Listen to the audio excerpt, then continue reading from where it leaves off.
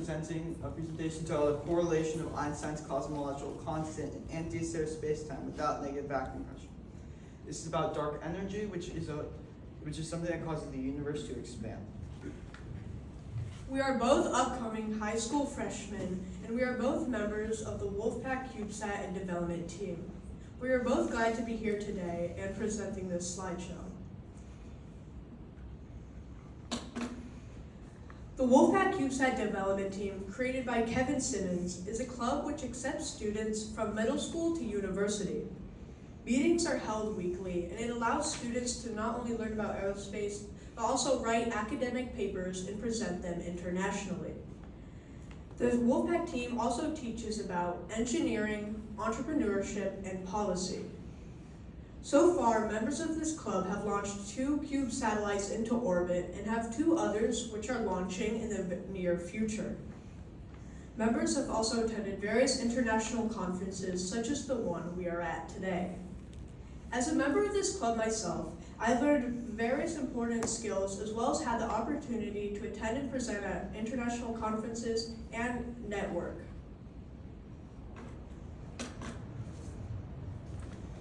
So, what is the basic idea of this presentation and where did it come from? So, it actually started as a piece of mathematics to explain a recollapsing universe, but then it was adapted in a way so where it could explain dark energy. So, as you can see here, this is a derivation of the Hubble Hubble equation in its theory, and here C is the circumference of a circle in a certain geometry. Lowercase r is the radius of that circle, and then what we do is we set the radius of the circle to be the size of the universe. Oh, sorry, the circumference of the circle being the size of the universe, and the radius of the circle being the speed at which the universe has been expanding times the time which it has been expanding, and then in this unit system, we derive the Hubble constant. The Hubble constant is an almost universally accepted concept in dark energy, and theories about dark energy should include the Hubble constant, and our new theory does.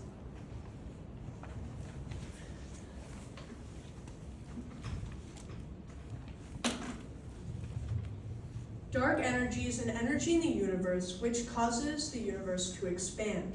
The primary current theory shows that dark energy exerts negative pressure.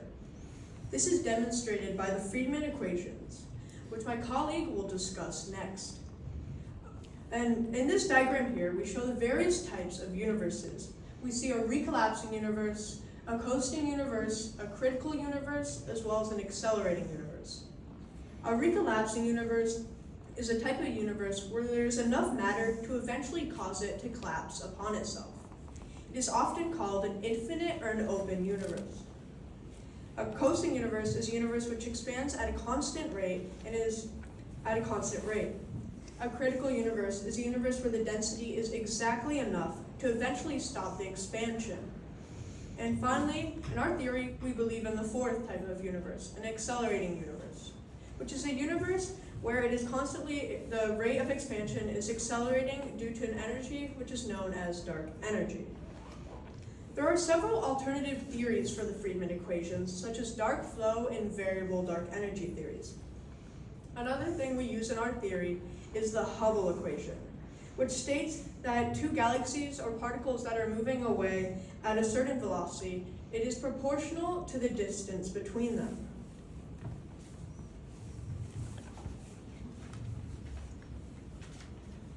So this is the first Friedmann equation, as you may have already realized.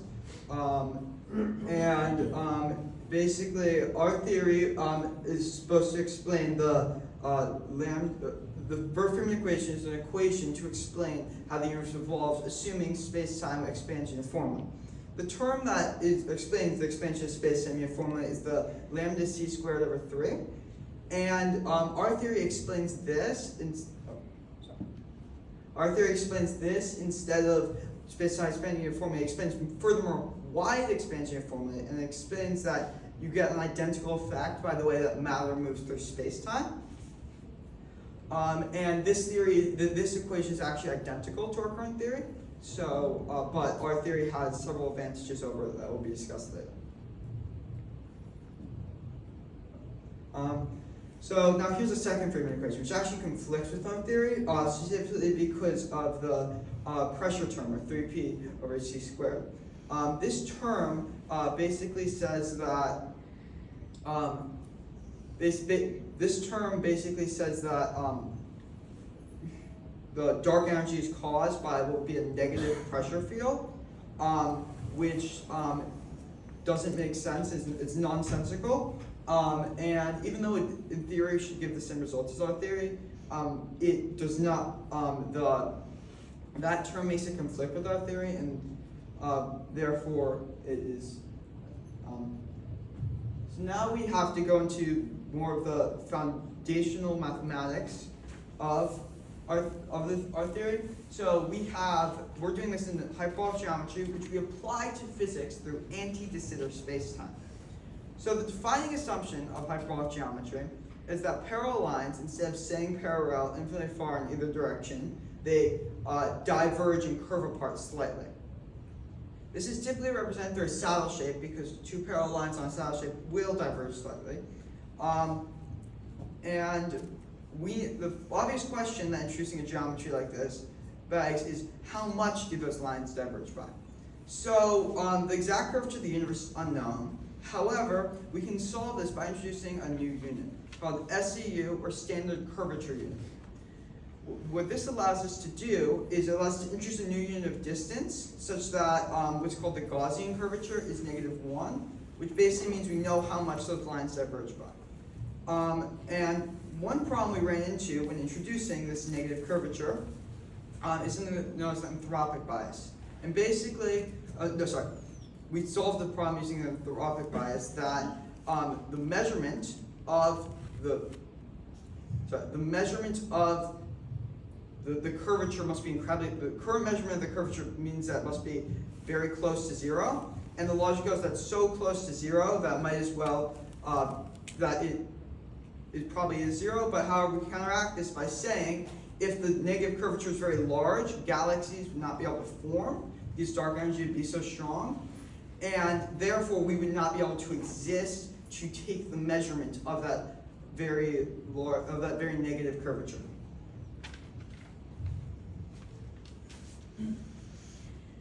Our theory, supported by mathematics, is a more understandable explanation for the growth of the universe.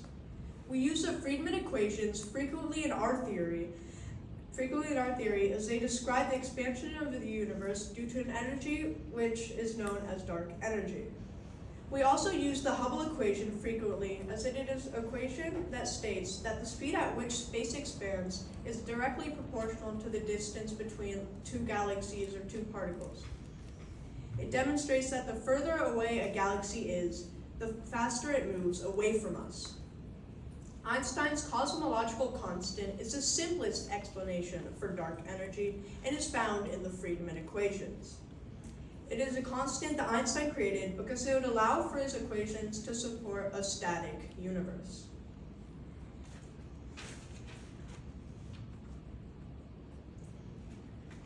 There are several impacts of our theory. The most important one being that it is more testable.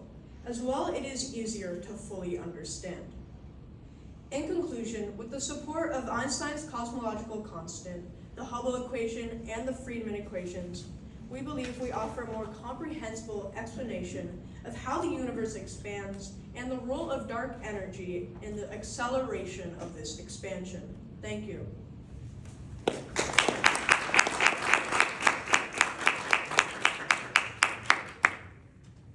Thank you. Do we have any questions?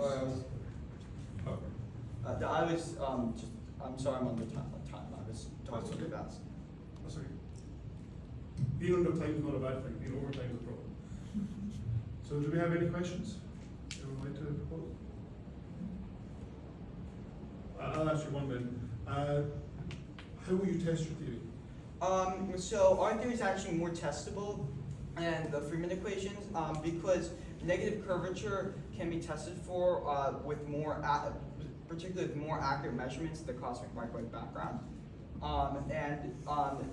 The Friedmann equations are not testable in the same way, and so that's how we can differentiate it from. And what would you measure in the CMB? What would be the... Basically, what you do is you create triangles in between certain points in the CMB, and then you add up the degrees, and then using basically if the curvature is negative, the degrees will add up to slightly less than 180. Versus if it's 0, add up to 180. If it's positive, add up to slightly more than 180. So if you get more and more accurate more and more accurate CMB, you can calculate the sum of the degrees more and more precisely. Thank you. No more questions? Thank you, speakers again.